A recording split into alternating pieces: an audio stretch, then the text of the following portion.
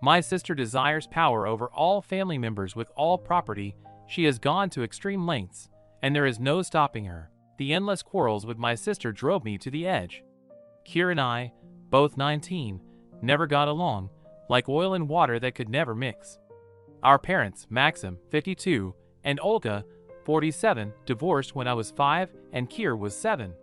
Father quickly started a new family, while mother remained alone, raising us in a small apartment. Kira had always been flighty, selfish, and arrogant, unlike me, Artem. I grew up as a more introverted and independent guy. Mother adored her eldest daughter, indulging all her whims. As for me, I only received silent reproaches like, "Be more understanding and yielding to your sister." But how could I, when Kira constantly belittled me, boasting about her achievements and new outfits? In the last year, the situation became unbearable. Mother lost her job, and we had to tighten our belts. But Kira continued to squander money on useless purchases, while our mother struggled to make ends meet. This led to endless arguments between them, and I found myself in the midst of it all.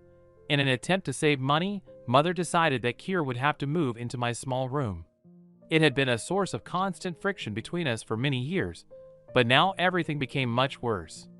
Imagine 2 grown-up siblings crammed into one tiny room. Kira was furious when she found out about the move. She refused to clean up after herself, scattering her cosmetics and clothes everywhere. And I had to sleep in a corner of the room, barricading myself with sheets from her mess. Whenever I voiced the slightest dissatisfaction, Kira immediately started tormenting me with endless taunts and jabs. "Artemka, you'll never have a figure like mine. Just sit and envy me in your corner, loser," she would sneer, trying on a new tight dress. I boiled with anger, but what could I do? Mother unconditionally took Kira's side. If I tried to complain, she always responded, "Artem, don't be such an egoist. Kira is going through a tough time after breaking up with Vova. You should just show more understanding." And so it went from month to month. I felt cornered, deprived of the last shreds of personal space. Kira, on the other hand, decided that she was no longer under anyone's control and became downright disrespectful. She allowed herself to rummage through my things, stretch out my shirts, make marks with a pen on my valuable books and comics. The culmination of her antics came one evening when I returned home after hanging out with friends. Upon entering the room, I discovered that Kira had messed up all my clothes. My favorite jeans and shirts were smeared with lipstick, nail polish stains, and even, it seemed, chocolate. My sister sat amidst this chaos, cavorting around the room in my sweatpants, mocking me. I was stunned and furious, staring at this outrage. Kira, smiling her ugliest smile, decided to push me over the edge once and for all. "Oh, poor Artemushka. Sorry, I accidentally smeared your rags. But they looked terrible on you anyway. Maybe I did you a favor, and you'll finally reconsider your shabby wardrobe?" That was the last straw. I couldn't bear her mockery anymore. Forgetting caution, I lunged at Kira, knocking her off her feet. We rolled on the floor, clutching each other's hair like mad. I don't even remember how my hand suddenly rose for a slap. Kira screamed, and at that moment, the front door burst open. Mother rushed into the room. "What's going on here?" she explained, separating us. "Artem, how dare you raise your hand against your sister?" "But look what this witch did," I growled, pointing at the mess of my clothes. "Oh, really?" Mother flashed her eyes menacingly. "Immediately clean up this mess and apologize to Kira. She's already in a fragile emotional state." In rage, I stormed out of the house, slamming the door. Mother continued to blindly indulge the whims of her spoiled daughter, turning a deaf ear to my pleas for justice. I wandered the night streets in utter confusion, not knowing what to do next. Suddenly, one thought came to my mind. Grandpa Vasily, my mother's father, often expressed dissatisfaction with her new husband, my stepfather, Seaman. Perhaps if I told Grandpa about the chaos in our house, he would help change the situation? Without further hesitation, I decisively headed to the nearest bus stop. The next day, I spent with Grandpa Vasily. This stern but fair old man was the only one who could somehow influence my stubborn mother. After listening to my story about Kira's antics and Mother's blind indulgence, Grandpa just shook his gray head disappointedly. "Olga is a troublemaker. utterly unreasonable. She's always inclined to indulge her eldest daughter's bad habits. And it seems she doesn't value you at all. But wait, I'll set her straight now." Before I could blink, the angered grandpa was already loudly scolding Mom over the phone. Judging by her agitated voice on the other end, she understood everything. An hour later, Mom was at Grandpa's place. They went into the next room, and soon screams could be heard from there. Deciding not to intervene, I timidly sat on the couch, wondering how it would all end. A couple of hours later, the tired from the argument mother came out of the room together with the grim-faced grandpa. Seeing me, she shook her head disapprovingly. "Artem, I've thought it over. I am partially to blame for what happened. I shouldn't have indulged Kier so much. But your actions are simply unacceptable. To get into a fight with your sister and even raise your hand to her? Shameful." I lowered my gaze, expecting new shouts and reproaches. But Grandpa had no intention of waiting and interrupted Mom. "Here's the deal, Olenka," he sternly hissed. "Since you've decided to divorce Seaman, then you and Artem move in with me. And I'll take Kier with me for a while. Let her come to her senses, take a break from you, and finally finish her studies. It's time for her to grow up at last." I looked at Grandpa in amazement. Could he really separate my sister from my mother? Olga's face contorted with displeasure, but she didn't dare to argue with her father. Taking a deep breath, Mom nodded. "Okay, Daddy. Everything as you decided." Soon all the formalities were settled. Mom and I managed to settle in the wing of his old house.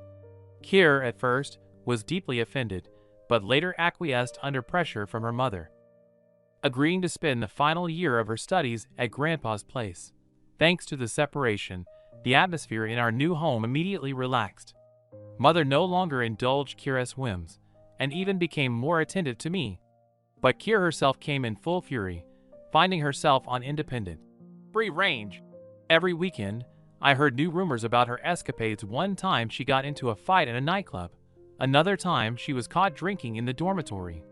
Grandpa helplessly shook his head, cursing his granddaughter's stubbornness. At these moments, I was pleased to note that Kira was digging herself a hole much deeper than before with my clothes. It seemed that everything was falling into place, and peace was about to come to our family affairs. But my joyful thoughts turned out to be premature. It happened on a Saturday evening when Mom and I were sitting in the kitchen at Grandpa's, peacefully chatting over a cup of tea. Suddenly, the front door slammed shut, and Kira burst into the room disheveled, with a scratched cheek and a bruise under her eye. Behind her, an angry Grandpa Vasily followed. "There, take your precious granddaughter," he explained, pushing Kira forward. "She got into a drunken brawl again in some rundown club. Just look at what she's turned herself into." Mother gasped and rushed to her daughter, trying to hug her. But Kira roughly pushed her away. "Get off! It's all because of you. If you hadn't kicked me out of the house, nothing would have happened. Don't you dare talk like that," Grandpa exclaimed, about to lunge at his granddaughter. But this time I intervened, shielding Kira with my body. "Easy, Grandpa. She's already punished by life." "Punished? She insults me and your mother in my own house." The old man shook his gray mane in indignation. This time Kira laughed in his face with a haughty smirk. "That's how it is, relatives. All this time you've been mocking me, and I kept quiet. But now enough is enough. This is my house. I'm the mistress here. And if anyone doesn't like it, I can kick them out." It turned out that all this time my sister Kira knew a certain secret concerning our family property. According to her, our grandfather from mother's side left this old solid house to me in inheritance, not to Grandpa Vasily. I was stunned by this revelation. After all, none of our relatives had ever mentioned it before. Grandpa also clearly wasn't aware of the matter, and could hardly utter a word upon hearing Kira's revelation. And she just smirked self-satisfactorily, relishing the moment. All her recent troubles, like the fight in the club and being kicked out of Grandpa's house, faded into the background.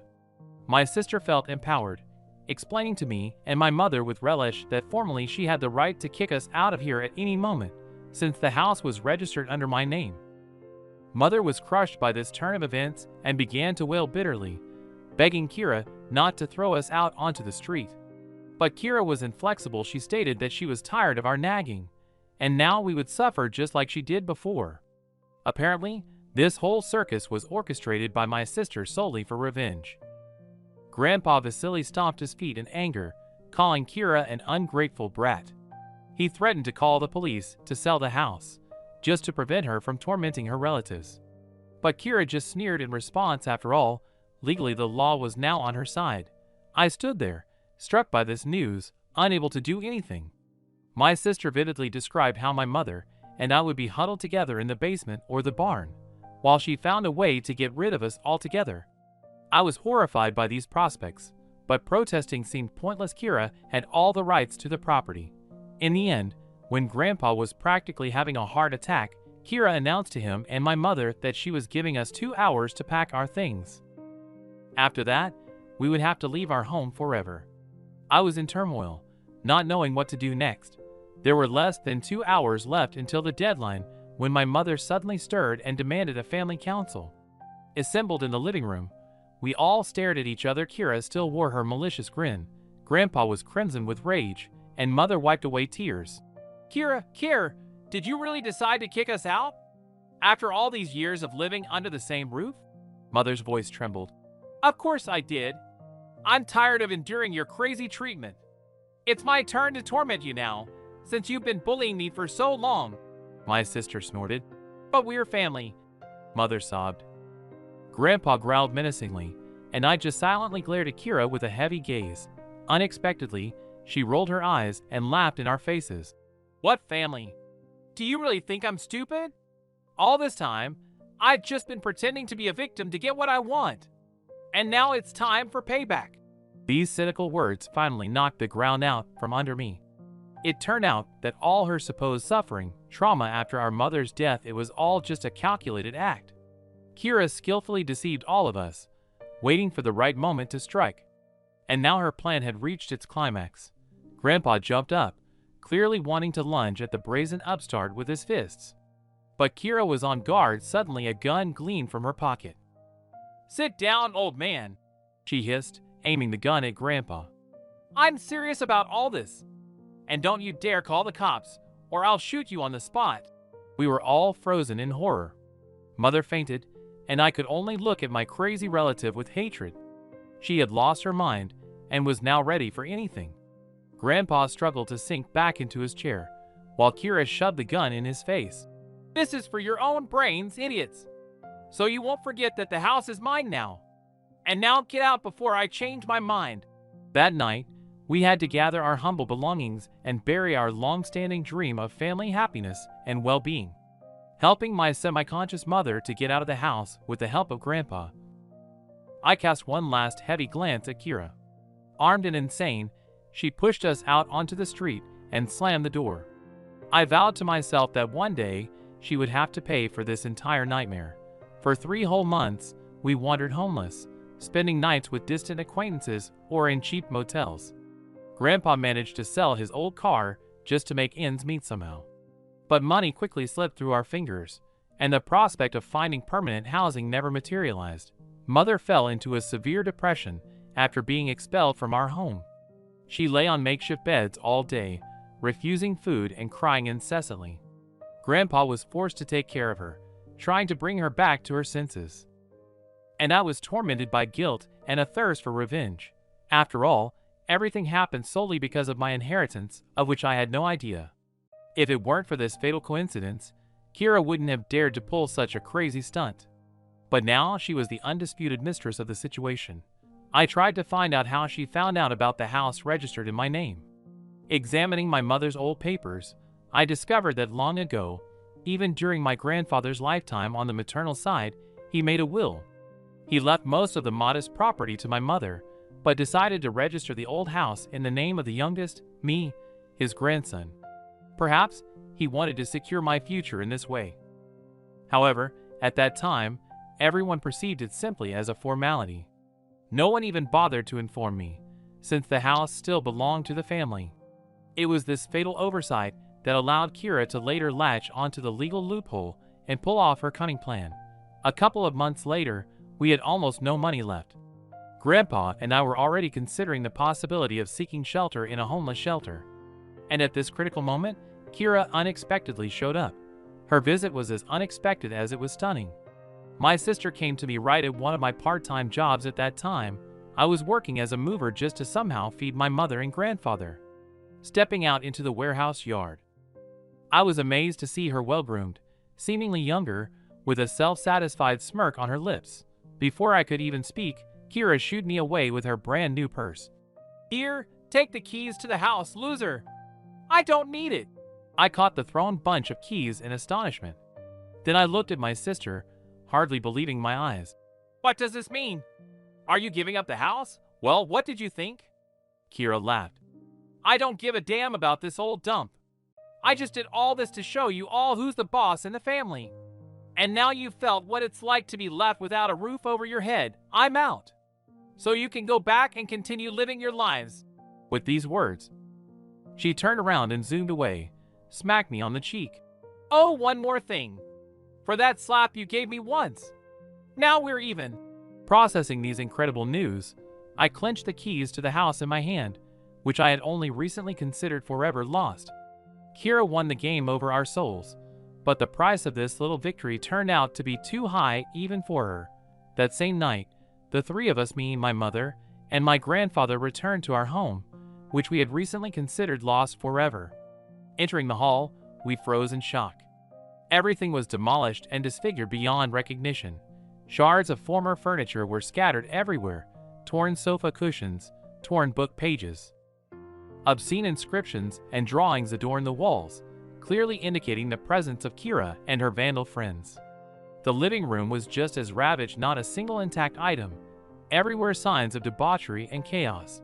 Mother burst into tears again, and Grandpa just hit the wall with his fist and turned away. Personally, I just gritted my teeth and fists, patiently surveying the scale of the tragedy. Kira clearly decided to avenge us in the most ingenious way, depriving us not only of a home, but also of the last shreds of dignity. That night, we hardly slept, trying to somehow settle into this ravaged den. But the next morning, I got to work. Calling a couple of friends, I explained the situation to them and asked for help with cleaning and repairs. To my surprise, they not only didn't refuse, but also brought a few more guys themselves. So, in about 2 weeks, working tirelessly, we managed to bring the house into a more or less decent condition. The demolished rooms were cleared, the burnt parts renewed, the furniture repaired. It was a real Stakhanovite effort. When it came time to get rid of the obscene inscriptions on the walls, I stopped the guys. Let these evidences of Kira's mischief remain hanging as a permanent reminder of her crazy and selfish deeds. They will universally condemn my sister and won't let us forget the harm she caused. A month after completing the repairs, peace and comfort finally reigned in the house. Mother recovered from the shocks, and Grandpa regained his vitality and zest for life. But I still couldn't calm down, and nightmares began to torment me, in which the image of Kira, holding a gun, relentlessly pursued me. I woke up in cold sweat, feeling the burning hatred and thirst for revenge consuming me from within. At such moments, it seemed like my sister, like a venomous snake, had sunk her deadly fangs into my soul. And one such night, unable to bear the torment any longer, I decided to take a desperate step. The preparations were brief: a little money, gloves, a weapon. Leaving a note for my family, I slipped out of the house and set out for the decisive confrontation with Kira. The journey was not short. Her new hideout was in another district of the city. Finally reaching the necessary mansion, I snuck into the courtyard, bypassing the security. My heart pounded in my chest, but my determination did not waver. I knew I had to rid our family of this terrible nightmare. Sneaking into the house through a window, I began to search the rooms with my weapon at the ready, looking for the sleeping Kira. And soon I found her in one of the bedrooms on the second floor. Here's how the final climax of this dramatic story could unfold. Sleeping peacefully in a luxurious bed, Kira was completely defenseless. Holding a loaded gun in my hand, I silently approached her. This was my revenge, my chance to end the nightmare once and for all. Leaning over my sister, I was about to pull the trigger when suddenly she stirred and opened her eyes. Seeing me with the weapon, Kira screamed in shock, but I covered her mouth with my hand. "Quiet, you monster!" I hissed at her. "You're about to get what you deserve for all your villainy." Kira desperately nodded, and I loosened my grip, allowing her to breathe. "Artem, brother, did you really come to kill me?" she stammered, shrinking back in fear. "But why?" I sneered coldly, gripping the gun handle tighter. "Don't play dumb, you wretch. You brought the whole family to ruin with your antics. It's time to pay." And then something unexpected happened. Kira suddenly burst out laughing in my face. I was stunned by her audacity, but she couldn't seem to stop. "Oh, brother, how you still don't understand anything," she explained finally, still laughing. "Did you really think I staged this whole spectacle for some petty gains?" I frowned, tightening my grip on the gun handle. Kira chuckled. "The house, the money, the power over the family, I couldn't care less about all that. I was aiming for something entirely different." Her eyes suddenly sparkled with madness, and her voice took on a completely different tone. "I did it all to show the world what I'm capable of. To bring the whole family to its knees, to utter devastation. To push you all to the brink of despair. To look into your pathetic sheepish eyes, full of horror." She stared at me with a manic gaze. "And most importantly, to gain such power over you that you would crawl to me yourselves and beg for mercy. That was my true goal, to show the true insignificance of human nature." Kira laughed even more uncontrollably, her insane laughter echoing throughout the house. I recoiled in a mixture of horror and disgust, realizing that I wasn't dealing with just a malicious egotist, but with a true mad psychopath. You monster?" I finally managed to choke out. "What the hell did you need all this for? Isn't it obvious?" Kira grinned. "I just wanted to have some fun. To experience the unparalleled ecstasy, the power to break destinies and souls. And you know, brother, your trembling right now was the true pinnacle of enjoyment for me." With these words, she suddenly grabbed the gun from under the pillow and aimed it at me. I was stunned by her swift movements. "And now it's my turn," Kira declared. "I'll turn you into that pathetic lowly creature that revels in its own powerlessness. Here it is, the true apotheosis of madness." I froze, stunned by her new outburst of mania. And the mad Kira continued her frantic speech, aiming the gun at me. "Come on, come to me." "Apologize." A loud bang shattered the night silence of the mansion. Kira gasped and collapsed to the floor, dropping the weapon. With trembling hands, I put away the gun, which my finger had involuntarily pressed the trigger of. That's how this nightmare ended. Physically and emotionally exhausted, I returned to my family, resolved to forever forget about everything that had happened. And Kira got what she deserved, paying the highest price for her madness.